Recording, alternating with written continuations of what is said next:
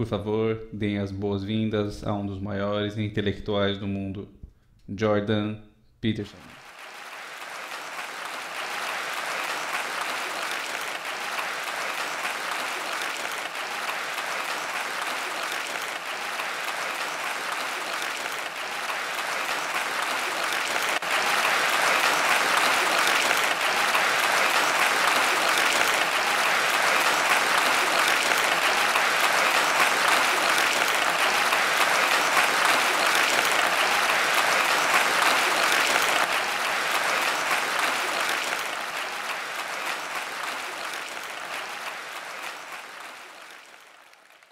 Isso foi legal. Bom, eu pensei que iria falar sobre meu livro hoje. Eu dei 2 palestras hoje e eu não falei diretamente do livro, eu falei sobre as coisas do livro. Então eu pensei em passar pelo livro e esboçar um pouco sobre ele. Então eu passei a maior parte do dia memorizando as regras, sabe? Quando você passa 3 anos trabalhando em algo, isso já faz 5 anos na verdade, você acha que já tem isso memorizado, mas memória é uma coisa muito estranha e particularmente orientada a metas. Eu não tinha as regras memorizadas e nem os números delas. Espero que ainda estejam na minha cabeça. Bom, vamos passar por eles um a um e vamos ver como vai ser.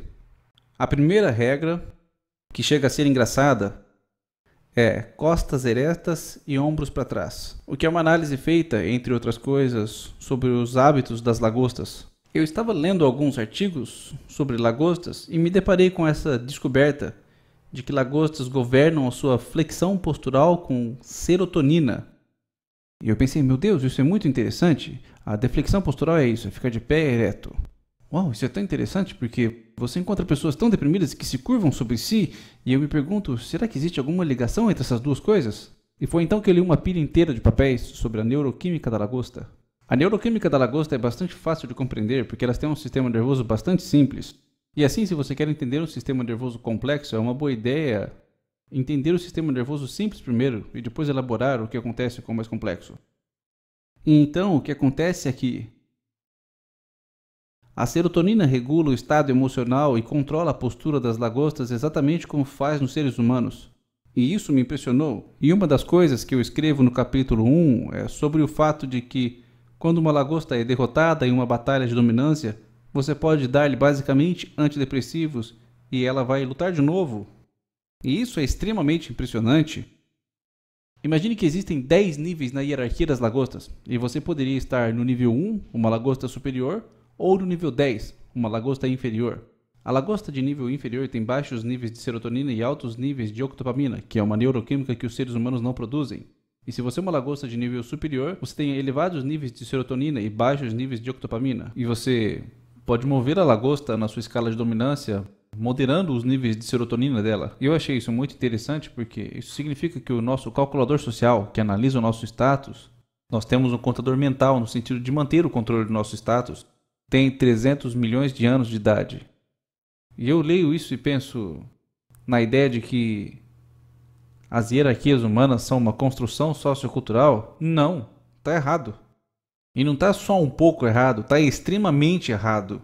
Então as hierarquias já existem há pelo menos 350 milhões de anos. E nós temos um sistema neuroquímico que modula a nossa compreensão dessas hierarquias. Mas também algo muito interessante a se pensar é no quanto a reputação das pessoas é importante para elas. E existem muitas razões, mas uma delas é: onde esse contador mental que você compartilha com as lagostas avalia você em termos de hierarquia e determina a relação de emoção negativa e emoção positiva que você sente?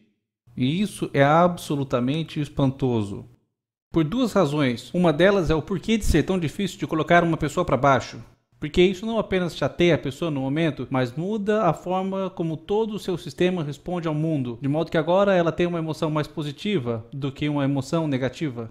Existe um relacionamento muito estreito entre o seu sistema de crenças e a sua posição na hierarquia de dominância. É complicado, mas vale a pena explicar isso. Vamos supor que eu tenha um certo status como professor e me foi concedido o direito a uma determinada posição na hierarquia social. Agora vem a pergunta: por que eu tenho direito a essa posição na hierarquia? E a resposta, hipoteticamente falando, é porque eu sei o suficiente para que eu tenha direito a essa posição.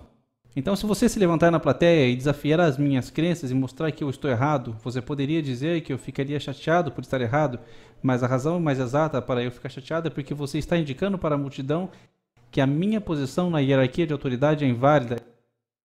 E ao fazer isso, você me rebaixa na hierarquia e mexe com o sistema neuroquímico que está regulando minhas emoções. Então, se você estiver um pouco interessado em saber a razão pela qual as pessoas estão tão propensas a defender a si mesmas e as suas crenças em serviço da sua posição, essa é a razão. E é por isso que dados biológicos são tão úteis. Não devemos discutir se hierarquia social, como eu disse, é ou não construção social. Uma determinada hierarquia é influenciada em sua estrutura por condições socioculturais, por assim dizer. A parte do cérebro que detecta e regula sua resposta às hierarquias é mais antiga do que a parte do seu cérebro que reconhece árvores. É um sistema muito antigo. E também quase todos os animais sociais se organizam em hierarquias. Agora, o capítulo 1 também é um pouco de meditação sobre o que constitui uma hierarquia. É um pouco de meditação na natureza das hierarquias e a sua bioquímica, mas é também a junção de como se apresentar. Você quer se apresentar ao mundo de uma maneira que não arruine você. Você não quer se arruinar porque a consequência disso é a desregulação emocional. Mais dor e menos emoções positivas. Então a melhor maneira de se apresentar é ter uma boa postura, se posicionar, se alongar e ocupar o seu espaço. De certa maneira colocando-se vulnerável, pois você está abrindo sua defesa, mas isso é um sinal de confiança. E dessa maneira é mais provável que as pessoas confiem em você. E esse é um bom começo para começar a regular o seu estado de espírito, mas ficar de pé não regula diretamente o seu humor.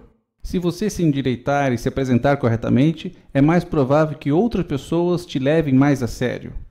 E eles vão começar a te tratar como se você fosse uma lagosta superior, ao invés de uma lagosta inferior. E essa é ao menos uma boa maneira de você se dar a chance de enfrentar o mundo com coragem. E essa também é uma boa maneira de como descobrir para se estabelecer em diferentes hierarquias.